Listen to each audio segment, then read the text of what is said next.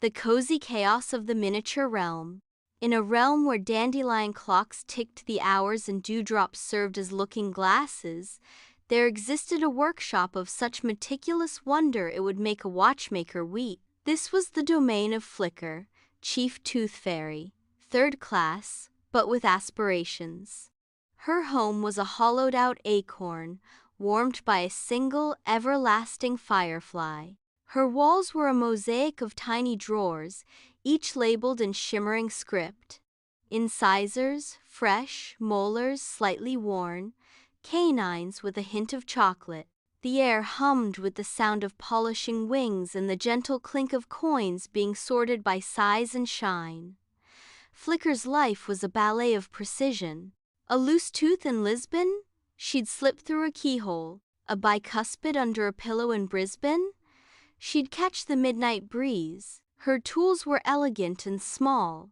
A silver satchel enchanted to hold infinite teeth, a wand that emitted a beam of soundless sleep light, and a pouch of pixie dust extra sticky variety for those tricky teeth wedged under pillows. Tonight, she was attending to a perfect pearly upper central incisor from a child in Toronto, a standard retrieval. She was just tucking a freshly minted maple leaf embossed coin into place when her entire world shook. It wasn't a shake, it was a convulsion. A cascade of canine teeth spilled from a high shelf like ivory rain. Her vial of essence of quiet dreams shattered, filling the room with the overpowering scent of lavender and nap time. In the center of the room, the grand tooth board, a vast, living map of the world that glowed with a soft light for every wiggly, loose, or newly vacated tooth, was flashing a violent, pulsating crimson. Flicker fluttered over, her wings a nervous blur. The crimson wasn't in a city, it wasn't even on a continent she recognized. The magical coordinates swirled, pointing to a temporal address. Cretaceous Period, late. Sector, Rex, approximate. Urgency, colossal. A milk tooth in Madagascar? She wondered aloud, her voice a tiny bell. A wisdom tooth in Wisconsin? She tapped the coordinate with her wand, and a holographic projection fizzed into the air. It showed a single, serrated, bone-white object the size of a small canoe, lying next to a sleeping form that could only be described as a scaled mountain. A sonic readout scrolled beside it. Asterisk mass, 1.2 fairy, tons, species origin, theropoda, genus, Tyrannosaurus, designation, Grumble, self, namel via sleep grunts. Asterisk, Flicker's wings drooped. Oh, she squeaked. Oh, my stars and garters. This isn't a retrieval, this is an excavation. Chapter 2. Land of Giants and the Terror of the Tooth. The time slip stream was usually a gentle silver ribbon. Tonight, it felt like a roller coaster made of thunder. Flicker held tight to her satchel, now feeling as useful as a teaspoon for bailing out a boat, and emerged into a world of overwhelming green and overwhelming smell. The air was thick with the scent of damp earth, colossal foliage, and the distinct musky aroma of very large reptile. And then she saw it. Or rather, she saw him. Grumble the T-Rex was a landscape of his own. Each of his snores was a seismic event, rustling palm fronds 50 feet away. His mighty tail, tipped with a club of bone, lay across the forest floor like a fallen sequoia. And there, just beside his slightly parted jaws that could crush a car, lay the prize. The tooth. Up close, it was magnificent and terrifying. It wasn't just a tooth, it was a masterpiece of evolutionary dentistry, a blade of enamel with serrated edges designed for pure power. It was still speckled with a bit of, well, Flicker decided not to think about that. The sheer scale was dizzying. She landed on its curve, and it was like standing on the roof of her acorn house. Her standard procedure echoed uselessly in her mind. Step 1. Locate tooth under pillow. There was no pillow. There was a cheek the size of a hill. Step 2. Apply soundless, sleep light to ensure dream continuity. The light would be a mere firefly to Grumble. Step 3. Extract tooth, replace with currency. The currency would need to be a boulder of solid gold. Panic, cold, and sharp prickled her wings. This was an impossible, ridiculous, catastrophic dental disaster. What was the fairy protocol for prehistoric oral hygiene? Did a T-Rex even believe in the Tooth Fairy? The existential questions were cut short as Grumble snorted, a blast of warm air that sent Flicker tumbling head over heels into a nearby fern. Chapter 3. Consulting the Ancients and the Failure of Tiny Tools. Retreating to a relatively safe giant magnolia flower, Flicker opened her pocket tome of dental anomalies. She flipped past mermaid teeth, abrasive, and dragon molars, flammable, to the very back. The entry for Dinosauria was brief and unhelpful. Dinosauria. Extinct. Teeth are large, often fossilized. See also, why bother? Arch fairy Glisten, circa 10,000 BC. Glisten had always been a defeatist. Undeterred, Flicker began her field tests. From her satchel, she produced her micro-grappling hook and silken rope. She threw it with all her might. It soared magnificently, hit the enamel with a brave tink, and fell limply to the moss. Next, she tried logic. She recruited a troop of passing Pachycephalosaurus, known for their hard heads. "Excuse me, if you all just lined up and butted the tooth on my count of 3. The dinosaurs looked at her, blinked slowly, and then began butting each other in a playful, ground-shaking duel. Desperation set in. She used her entire reserve of pixie dust industrial lift grade. The golden cloud enveloped the tooth, shimmering powerfully. The tooth trembled, rose a full millimeter, and then settled as the dust dissipated. It had, however, left the molar with a lovely lemon-fresh scent. Grumble's tongue, a monstrous pink thing, slithered out and gave his own gum a sleepy, appreciative lick. The taste of lemon seemed to confuse him, and he issued a small, curious burp that smelled of primeval swamp and citrus. This was a low point. Chapter 4. Operation Molartron brainstorming with the locals. True innovation, Flicker knew, never comes from a single mind. She needed a consortium. Using universal fairy sign language, a lot of expressive pantomime, and glowing dust, she called a summit.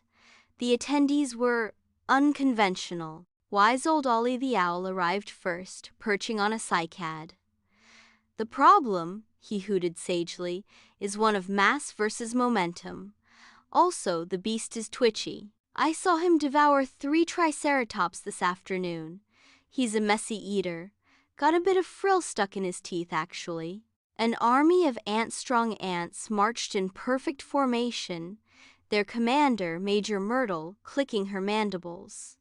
"We offer synchronized lifting power. 1 ant lifts 10 times its weight. 1 million ants? Well, you do the fairy math."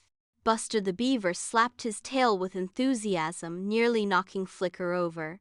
"I can gnaw the tooth free from the gums," he shouted. "No, Buster," Flicker and Ollie said in unison. Then, inspiration struck, looking at Buster's dam-building skills and Ollie's knowledge of physics. "We don't pull it up," Flicker breathed, her wings glowing with excitement.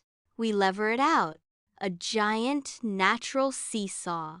The plan, dubbed Operation Molartron, was born. Buster would source and gnaw smooth the perfect fulcrum log. Major Myrtle's ants would weave cables of enchanted spider silk, donated by a very proud and verbose garden spider named Shelub, with vines for strength.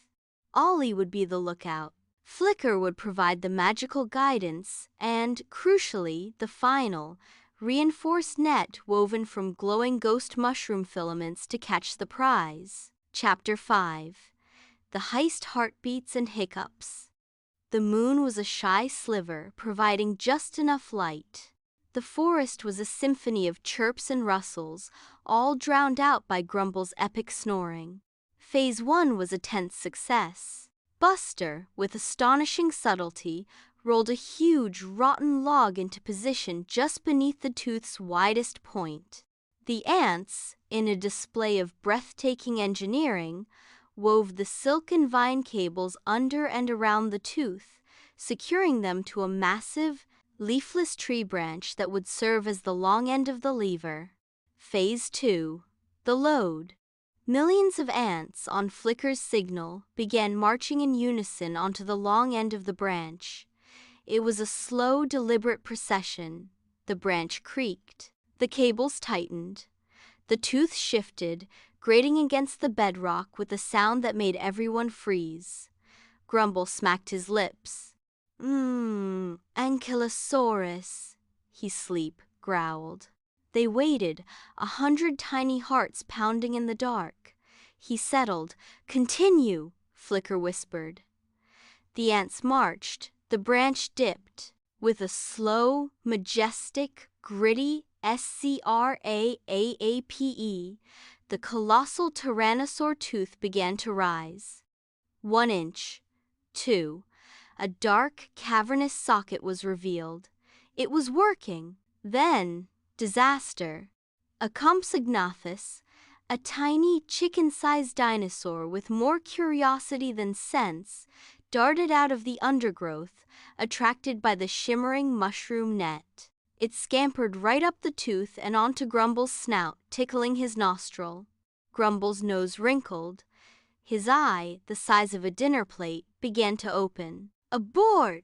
Flicker squeaked, but it was too late for a retreat. Thinking fast, she zoomed toward the compy, showering it with the last of her deep slumber dust. The little dinosaur sneezed, wobbled, and fell asleep curled on Grumble's eyelid. The great eye closed again. The snores resumed. It was now or never. "Hev!" Flicker cried.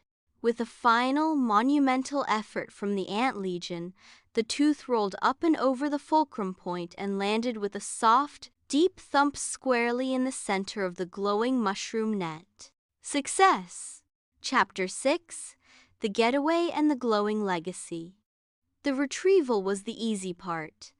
The escape was an Olympic sport. Flicker, using every ounce of her magic, levitated the net-encased tooth just enough to reduce drag. The ants formed pulling teams. Buster used his flat tail as a pusher. Ollie flew ahead, scouting for clear paths. They were a bizarre, slow-moving caravan of pure determination. Just as they reached the shimmering veil of the time-slip stream, a final, thunderous roar echoed behind them. Grumble had awoken. He was nosing his gum, confused. He let out a plaintive, toothless roar that shook the very stars. Then, he shrugged his massive shoulders, spotted a nearby hadrosaur, and thought, oh well, time for breakfast. Back in her acorn, Flicker was a wreck. Her wings were frayed. She was covered in prehistoric pollen and ant commander commendations, but her smile outshone her firefly lamp. The T-Rex tooth, now cleaned and polished, hung suspended from her ceiling, a stunning chandelier and a permanent trophy. In its shadow, she performed her next duty, a simple human child's molar in Munich. The exchange was effortless, the coin small and shiny. As she placed it under the pillow, she felt a profound joy. The scale of the task didn't matter. The belief did, the promise did. She had faced the ultimate dental dilemma, a DINO-SIZED disaster, and turned it into a legend of resilience, teamwork, and the extraordinary effort behind the smallest, kindest acts. Her story would be whispered in fairy circles for eons. As she settled into her cobweb hammock, the grand tooth board chimed softly. A new glow in the Triassic sector. A long, slender, peg-like tooth. A brontosaurus. It was only the size of a banana. A very, very impossibly large banana. Flicker smiled, fluffed her pillow, and set her alarm. Just another night in the dental delivery business. The end.